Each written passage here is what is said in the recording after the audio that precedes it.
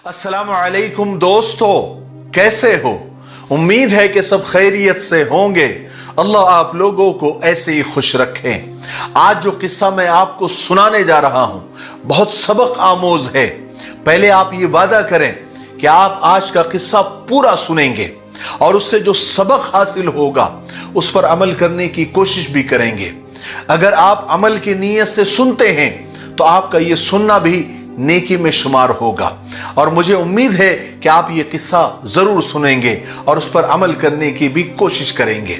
ठीक है, तो किस्सा यह है कि एक महल्ले की मस्जिद में रिपेयरिंग का काम निकला, यानी तामीर और मरम्मत का काम शुरू हुआ। अब जो उनको जितनी रकम चाहिए थी, जितना उनका बजट था, वो जरा जमा होने में, चंदा जमा होने में देर हो गई। अब जो इंतजामिया था, मस्जिद के जो इंतजामिया था, जो ट्रस्टी थे, वो कमेटी थी, वो जरा परेशान हो गए कि अब क्या किया जाए। मस्जिद तो खोल दी है और उसको रिपेयर भी करना है और जल्दी करना है, वरना वक्त ज्यादा हो जाएगा, बारिश वगैरह शुरू हो जाएगी तो बहुत सारे मसाइल खड़े हो जाएंगे। तो ट्रस्टियों ने, यानी मस्जिद के इंतजामिया ने इमाम साहब को बुलाया और कहा कि देखिए इमाम साहब, मसला असल में यह है कि पैसे जमा नहीं हुए हैं और मस्जिद खुली है और उसको जल्दी से रिपेयर करना है। वो जो नुक्कड़ पर, यानी चौक पर जो बंगला है, वहां एक बहुत बड़ा ताजिर रहता है, एक बड़ा बिजनेसमैन है। हाँ, वो गुनहगार बहुत है, बद अखलाक है, बदतमीज है, गुनाहों में मुब्तला रहता है, बहुत अय्याश है, लेकिन उसकी कमाई बहरहाल हलाल है। अगर आप थोड़ी सी हिम्मत करें, अगर आप जाकर उससे बात करें तो हो सकता है कि कोई सूरत निकल आए, वो कुछ मदद कर दे अल्लाह के रास्ते में, अल्लाह के घर के लिए। और ये आप ही कोशिश करते हैं, हमको तो वो दहलीज पर भी खड़ा नहीं करेगा। हो सकता है आप इमाम साहब है तो आपकी इज्जत कर ले। इमाम साहब ने हामी भर ली कि ठीक है, मैं जाऊंगा, बात करने में हरज क्या है। तो एक दिन इमाम साहब ने वक्त निकाल कर शाम में उसके बंगले में गए और जाकर दरवाजा खटखटाया। थोड़ी देर के बाद वो ताजिर साहब, वो बिजनेसमैन नमूदार हुए, यानी बाहर आए। इमाम साहब ने अपनी आने की वजह बताई कि मस्जिद का काम चल रहा है, रिपेयरिंग है और जो हमको पैसा चाहिए था, जो चंदा चाहिए था वक्त पर, वो नहीं हो सका, तो बड़ी उम्मीदों के साथ आपके पास मैं आया हूं। अब वो जो बिजनेसमैन था बहुत बद अखलाक, बदतमीज था और बड़ा अय्याश किस्म का इंसान था। तो उसने मस्जिद का कोई आदमी, यानी इमाम साहब ही अपने दरवाजे पर देखा तो वो जरा सटपटा गया कि कोई उसके घर पर नहीं आता था उसकी बद अखलाकी की वजह से। और इमाम साहब हाजिर हो गए तो उसके अंदर जो भड़ास थी उसने सारी इमाम साहब के ऊपर निकाल दी। वो जरा सटपटा गया, कहा कि तुम लोग मुझे बिल्कुल पसंद नहीं हो। एक तो तुम्हारी ये स्पीकर हमारी नींद खराब कर देते हैं और तुम्हारे ट्रस्टी सब चोर है, डाकू है, एक को भी जो है बात करने का तरीका नहीं, सब चोर बैठे हुए हैं। और मुझे तुम्हारी मस्जिद में और तुम्हारे मस्जिद के लोगों से और तुम में जरा भी इंटरेस्ट नहीं है।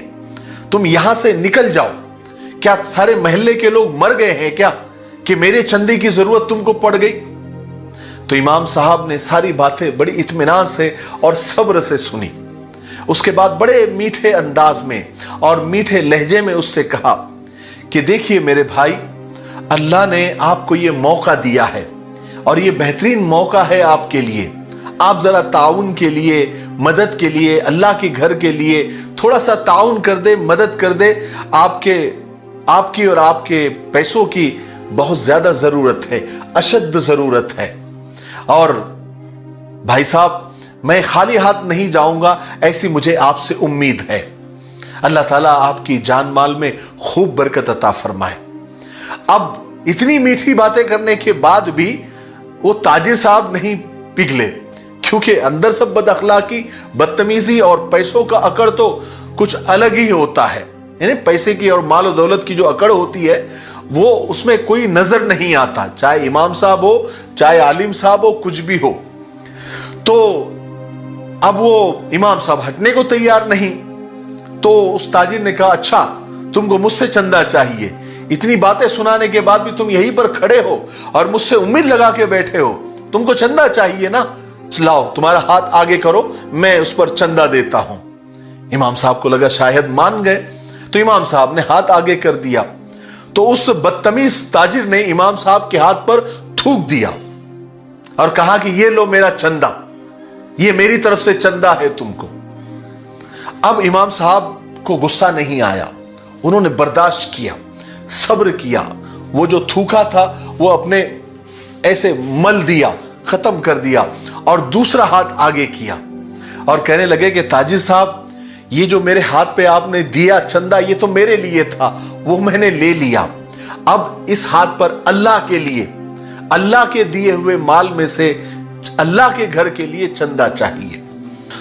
ये बात इमाम साहब की जुबान से निकलनी थी, पता नहीं वो बात उस बद अखलाक ताजिर के न जाने कहां लग गई, सीधा सीधा दिल पर लग गई और वो अचानक यानी शर्मिंदा हो गया। इतना शर्मिंदा हो गया, इतना शर्मिंदा हो गया कि उसके आंखों से लगातार आंसू जारी हो गए। अस्तगफिरुल्लाह अस्तगफिरुल्लाह पढ़ना शुरू कर दिया और कुछ ही देर के बाद जब उसका रोना खत्म हुआ तो बहुत शर्मिंदा हुआ और अपने जज्बात को काबू में करते हुए बड़े धीमे से लहजे में उसने इमाम साहब से कहा कि इमाम साहब बताइए आपको कितने पैसे चाहिए, कितनी इमदाद चाहिए।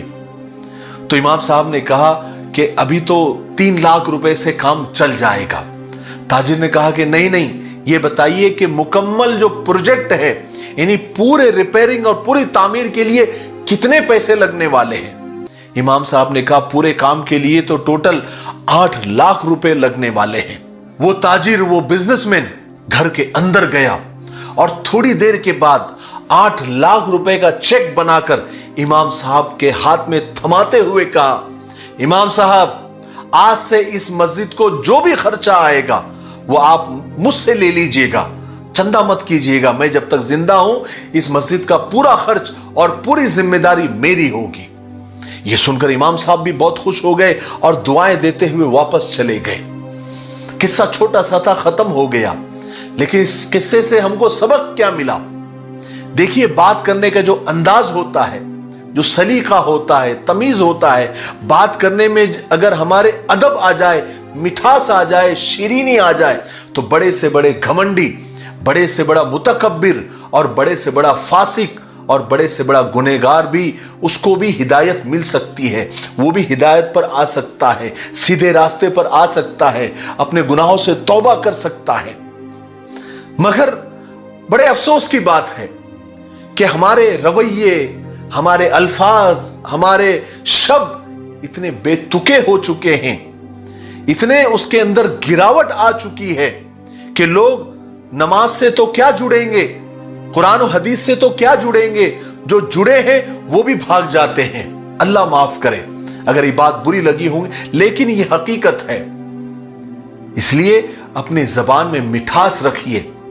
अगर दीन की बातों को फैलाना है तो अपने अच्छे अखलाक और बोल को मीठा करना पड़ेगा, इसका रिवाज डालना पड़ेगा। कितने अफसोस की बात है ना कि तोता मिर्च खाकर भी मीठी बोली बोलता है और इंसान मीठा खाकर भी कड़वा बोलता है। आजकल लोगों में शुगर बहुत बढ़ी हुई है, यानी बदन में शक्कर बहुत ज्यादा है। इतनी ज्यादा शक्कर होने के बाद भी जबान की कड़वाहट लोगों की नहीं जा रही है। देखिए, बात करने के लिए जब इंसान मुंह खोलता है तो उसके शब्दों और उसके अल्फाजों के पीछे बड़ों की तरबियत और बड़ों के संस्कार बोलते हैं।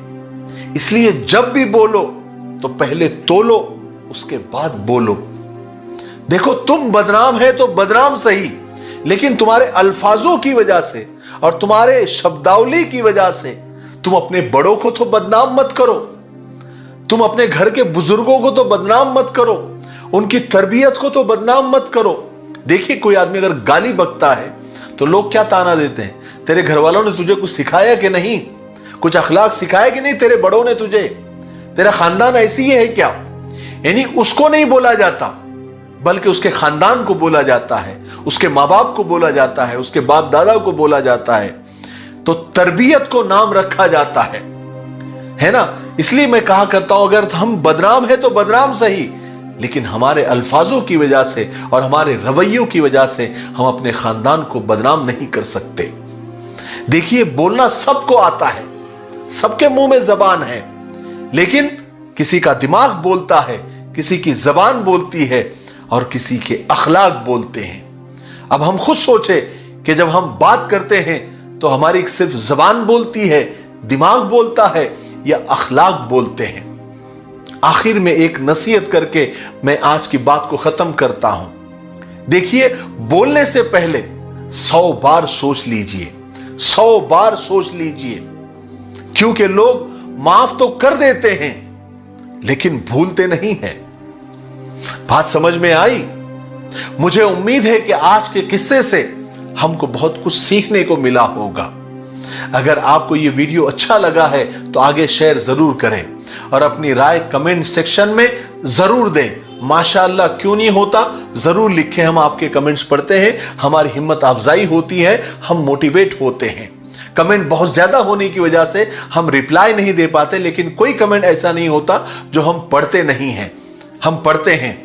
अगर आपने हमारे चैनल मिफ्ताही चैनल को सब्सक्राइब नहीं किया है तो सब्सक्राइब भी कर लीजिए और बेल आइकन को भी प्रेस कर दीजिए, ताकि आने वाले वीडियोस के नोटिफिकेशन भी आपको मिलते रहे। ठीक है? तब तक मेरे लिए, पूरी उम्मत के लिए, पूरी इंसानियत, पूरी मानवता के लिए और हमारे प्यारे मुल्क भारत के लिए, यहाँ की अमन शांति के लिए, तरक्की उन्नति के लिए खूब दुआएं करते रहे। अस्सलामु अलैकुम व रहमतुल्लाहि व बरकातहू।